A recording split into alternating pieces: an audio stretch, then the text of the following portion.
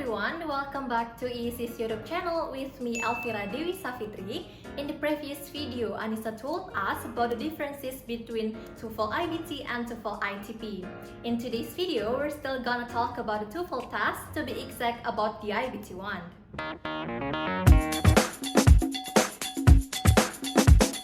For many students, standardized tests produce a lot of anxiety. This creates an environment in which myths thrive. Students pass along advice to other students without necessarily having any foundation for it. For many TOEFL IBT takers, the speaking section of the exam produced the most fear and consequently some of the most ingrained misconceptions. Here are some of the top misunderstandings students have about the TOEFL speaking section and the truth you need to know. Myth number 1. Native speakers would ace the speaking section. Non-native speakers assume that those who grew up speaking English as their primary language would have no problems in the speaking section of the exam. Although it is true that for the most part, native speakers would have no problem with using slang, choosing the correct word, or speaking at an appropriate pace. Native speakers wouldn't work within the time constraints or summarize all the main ideas from a lecture, like in speaking question 6, without some note-taking abilities and some preparation on the test criteria. Measuring your own test scores against how a native speaker will perform is a vital comparison. It's often used as an excuse or serves as another reason to be discouraged. Native speakers aren't taking the exam, and even if they were, they wouldn't be able to achieve top scores without understanding the ins and outs of the test itself. Myth number 2. If you make a mistake when speaking, it is impossible to correct it.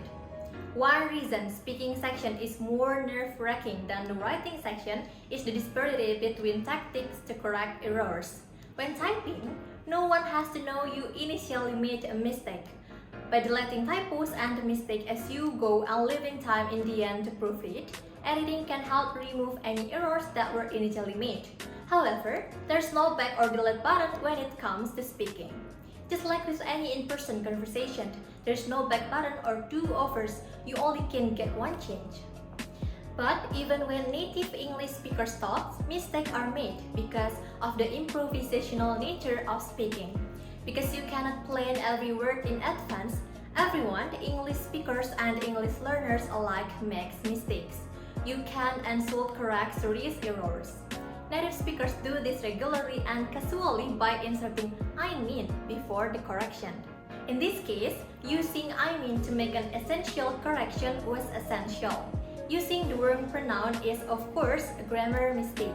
Still, more than that, it could have made the listener believe that you were now talking about a different person, causing more significant confusion. Myth number 3. Speaking faster is better. Pacing is an important part of ensuring that your spoken response can be understood by the graders. Although you want to make sure that you can fully develop your example and reasons in your answer, there's no need to rush. When speaking too quickly, you could be sacrificing the clarity of your pronunciation. Myth number 4. Grammar mistakes matter significantly, so you should think carefully, pausing if needed when choosing each word. While speaking so fast that you cannot be understood will undermine your score. Speaking too slowly could be just as, if not more so, detrimental to your TOEFL speaking score. Listening to students who frequently pause between words or sentences is a very challenging experience. It's difficult for the grader to follow the ideas because there seems to be no clear flow. Pausing often in your response causes students to sound like they lack confidence in their speaking abilities, something you don't want your graders to infer. Myth number 5. You must use formal academic language all the time. Using academic language is vital for highlighting your vocabulary. While writing typically requires a formal register, speaking doesn't always have strict guidelines. For verbal responses, using a mix of more academic vocabulary, words and slang, and phrasal verbs when appropriate will help you sound natural. Writing is almost always a more formal register. While there's a lot of overlap as both writing and speaking are productive rather than receptive skills, expectations for sentence varieties, vocabulary and tone are lower for spoken interactions. Don't put unnecessary pressure on yourself to make the match. Alright, we have debunked 5 myths about the TOEFL IBT Speaking Section. For you guys who want to take the TOEFL IBT test, I hope this video can motivate you to not to be nervous about the TOEFL IBT Speaking Section. Rest assured guys, just keep practicing because practice makes perfect.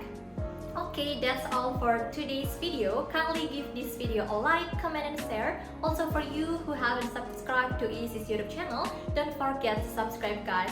Thank you, see you and goodbye.